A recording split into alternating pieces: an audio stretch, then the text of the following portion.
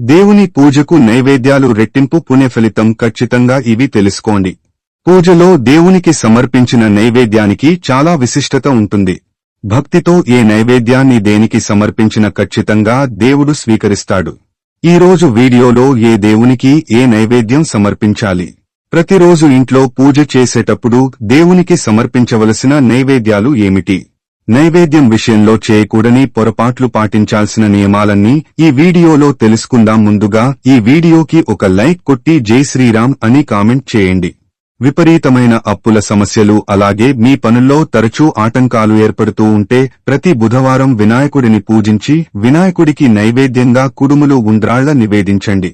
ఖచ్చితంగా మీ అప్పులన్నీ తొలగిపోయి మీకు మంచి రోజులు ప్రారంభమవుతాయి. అలాగే ఆర్థికంగా స్థిరపడాలంటే, ఏమీ లేని స్థాయి నుండి గొప్ప స్థాయికి ఎదగాలంటే ప్రతి శనివారం వెంకటేశ్వర స్వామిని పూజించి స్వామివారికి బెల్లంతో చేసిన చక్కెర పొంగలి నివేదించండి.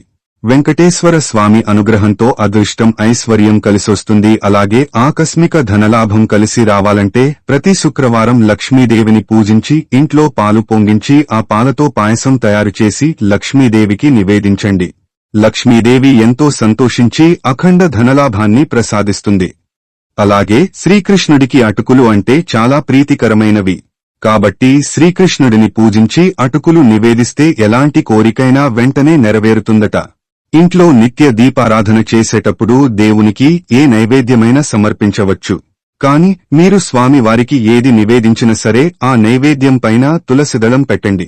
అప్పుడు ఆ నైవేద్యం అమృతంతో సమానమట. ముఖ్యంగా పండుగ రోజుల్లో లేదా ఇంట్లో వ్రతాలు చేసేటప్పుడు దేవునికి సమర్పించే నైవేద్యాన్ని చాలా శుచిగా తయారు చేయాలి. తలస్నానం చేసి నైవేద్యాన్ని తయారు చేయాలి. దేవుని నైవేద్యాన్ని అస్సలు రుచి చూడకూడదు. అలాగే పూజలో పెట్టే నైవేద్యం పాత్రను నేలపైన పెట్టకూడదు. విస్తరాకు పైన నైవేద్యం పాత్రను పెట్టాలి. అలాగే ఇంట్లో పూజలు చేసేటప్పుడు లేదా వ్రతాలు చేసేటప్పుడు స్టీల్ గిన్నెలో నైవేద్యాన్ని వండకూడదు. ఇత్తడి పాత్రలో మాత్రమే దేవుని నైవేద్యాన్ని వండాలి. అలాగే జుట్టు విరబోసుకుని నైవేద్యం వండకూడదు. వెంట్రుకలు పొరపాటున నైవేద్యంలో పడితే అది పెద్ద అపచారం అవుతుంది. దేవునికి పెట్టే నైవేద్యంలో నెయ్యి కలిపితే ఐశ్వర్య ప్రాప్తి కలుగుతుంది. ప్లాస్టిక్ ప్లేట్లో దేవునికి నైవేద్యం పెట్టకూడదు. రాగి, ఇత్తడి, వెండి లేదా విస్తరాకు వీటిపైన మాత్రమే దేవునికి నైవేద్యం సమర్పించాలి. నేలపైన నీళ్లు చల్లి విస్తరాకు వేసి నైవేద్యం గిన్నె పెట్టాలి. దేవునికి నైవేద్యాన్ని నివేదించేటప్పుడు ఖచ్చితంగా గంట మోగించాలి. మనలో చాలామంది దేవునికి పంచదారను నివేదించి పూజ చేస్తారు. దేవుని పూజలో పంచదారను నివేదిస్తే మీ కుటుంబమంతా సుఖ సంతోషాలతో నిండిపోతుంది. అలాగే పూజలో నైవేద్యంగా బెల్లం నివేదిస్తే కుటుంబంలో డబ్బు కష్టాలు లేకుండా ఉంటాయి. మీరు ఏ నైవేద్యం పెట్టినా సరే నైవేద్యం పక్కన ఒక పండు కాని తాంబూలం కాని పెట్టండి. ఇంట్లో పూజ పూర్తయిన తర్వాత ఒక 15 నిమిషాలు ఆగి స్వామివారికి పెట్టిన ప్రసాదాన్ని మీ కుటుంబమంతా స్వీకరించాలి. అయితే ఒక్కోసారి పూజలో పెట్టిన నైవేద్యానికి చీమలు పడుతూ ఉంటాయి. నైవేద్యానికి చీమలు పడితే చాలా మంచిదట. మీ నైవేద్యాన్ని దేవతల స్వీకరించారని మీకు మంచి జరగబోతుందని భావించాలి. ఇంట్లో దీపారాధన చేసేటప్పుడు మీ ఇంట్లో ఏమీ లేకపోయినా సరే ఒక చిన్న బెల్లం ముక్కను కాని పంచదారను కాని దేవునికి నివేదించండి. అలాగే పట్టిక బెల్లం నివేదిస్తే మీ కుటుంబంలో అనారోగ్య సమస్యలు లేకుండా కుటుంబమంతా ఆయురారోగ్యాలతో జీవిస్తారు. అలాగే ఎండు ఖర్జూరాలు నివేదించిన చాలా మంచిది. అయితే చాలామందికి తెలియని విషయం ఏమిటంటే నైవేద్యంతో పటుగా మంచినీళ్లు కూడా పెట్టాలి. కాబట్టి శ్రీదేవునికి సమర్పించే పక్కనే ఒక గ్లాసు నిండా నీళ్లు పోసి పెట్టుకోండి.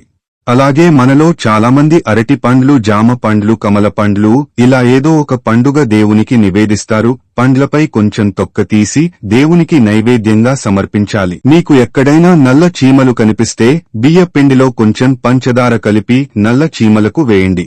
నల్ల చీమలకు ఇలా ఆహారం వేస్తే యజ్ఞంతో సమానమైన పుణ్యఫలితం లభిస్తుందట. దేవుని పూజలో వెలిగించే దీపం త్వరగా కొండెక్కకుండా ఎక్కువసపు వెలుగుతూ ఉంటే మీ కోరిక త్వరలోనే నెరవేరిపోతుందని అర్థం.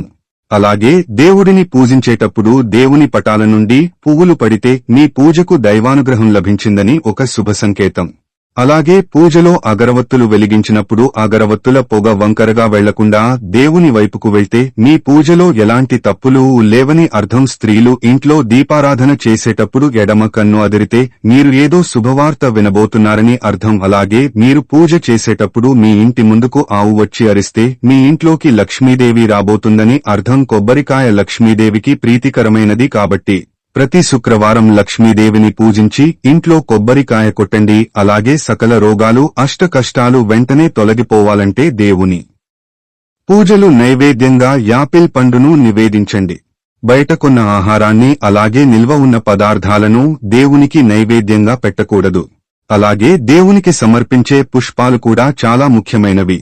మీ కుటుంబానికి అప్లైశ్వర్యాలు సిరిసంపదలు కలగాలంటే తామర పూలతో కాని గులాబీ పూలతో కాని లక్ష్మీదేవిని పూజించండి.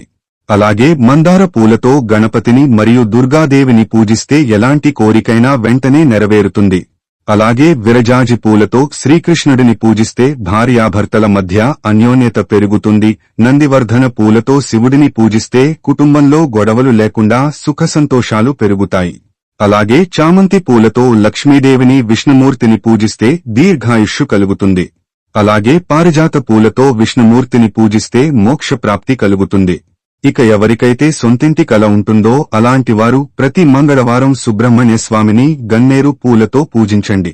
ఖచ్చితంగా మీ సొంత ఇంటి కల నెరవేరుతుంది. అలాగే బిల్వపత్రాలతో శివుడిని పూజిస్తే 3 జన్మల పాపాలన్నీ వెంటనే తొలగిపోతాయట. అయితే మనలో కొంతమంది నైవేద్యం తయారు చేసిన తర్వాత దేవుని పూజ కోసం కొంత పక్కకు పెడతారు. కానీ అలా అస్సలు చేయకూడదు. మీరు వండిన పదార్థాన్ని మొత్తం దేవునికి నైవేద్యంగా సమర్పించాలి. ఇక వివాహ ప్రయత్నాలు చేసేవారు వివాహంలో ఆటంకాలు ఎదురవుతుంటే పూజలో దేవునికి నైవేద్యంగా సపోటా పండును నివేదించండి. సత్వరమే వివాహయోగం కలుగుతుంది. అలాగే శని దోషాలతో బాధపడేవారు నేరేడు పండును నివేదించండి. జాతకంలో ఉన్న సమస్త దోషాలు తొలగిపోతాయి. ఇక ఎవరైతే తులసి కోటను పూజిస్తారో తులసమ్మకు కూడా ఖచ్చితంగా నైవేద్యం పెట్టాలి. తులసి కోటలో దీపం వెలిగించి ఒక చిన్న బెల్లం ముక్కలను నివేదించండి. కాని ప్రతి శుక్రవారం తులసి కోటలో కొన్ని పచ్చిపాలు పోసి తులసమ్మకు నమస్కారం చేసుకుంటే ఇక మీ ఇల్లంతా అప్లైశ్వర్యాలతో నిండిపోతుంది. ఉద్యోగ ప్రయత్నాలు చేసేవారు మీ దగ్గరలో ఉన్న దుర్గాదేవి ఆలయానికి వెళ్లి అమ్మవారికి నానబెట్టిన శనగల సమర్పించండి. సత్వరమే మీకు ఉద్యోగ ప్రాప్తి కలుగుతుంది. అలాగే విపరీతమైన నరదిష్టి దోషాలతో ఇబ్బంది పడేవారు దుర్గాదేవిని పూజించి అమ్మవారికి నైవేద్యంగా పులిహోరను నివేదించండి.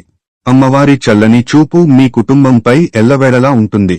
కుజ దోషాలతో బాధపడేవారు వివాహ ప్రయత్నాలు చేసేవారు ప్రతి మంగళవారం సుబ్రహ్మణ్య స్వామిని పూజించి పాలు తేనె నివేదించండి. ఇక మీ పిల్లలు బాగా చదవాలంటే చదువులో మంచి మార్కులు రావాలన్నా తెలివితేటలు విద్యాబుద్ధులు పెరగాలన్న సరస్వతీ దేవికి దద్దోజనం నివేదించి పూజ చేయండి.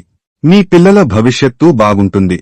శివుడు అభిషేక ప్రియుడు కాబట్టి పంచామృతాలతో శివలింగానికి అభిషేకం చేస్తే దీర్ఘకాలిక అనారోగ్య సమస్యలన్నీ వెంటనే తొలగిపోయి మీ ఆయుష్ పెరుగుతుంది. మంచి ఆరోగ్య ప్రాప్తి సిద్ధిస్తుంది. భార్య భర్తల మధ్య తరచూ గొడవలు ఏర్పడుతుంటే సీతారాములను పూజించి వడపప్పు పానకం నివేదించండి. భార్యాభర్తల మధ్య గొడవలు తగ్గి అన్యోన్యత పెరుగుతుంది. ఈ విధంగా దేవుడిని పూజిస్తే మీరు కోరిన కోరికలన్నీ ఖచ్చితంగా నెరవేరుతాయి. ఈ వీడియో మీకు నచ్చితే సబ్స్క్రైబ్ చేసుకుని పక్కనే ఉన్నటువంటి బెల్ ఐకాన్ని ప్రెస్ చేయండి. ధన్యవాదములు.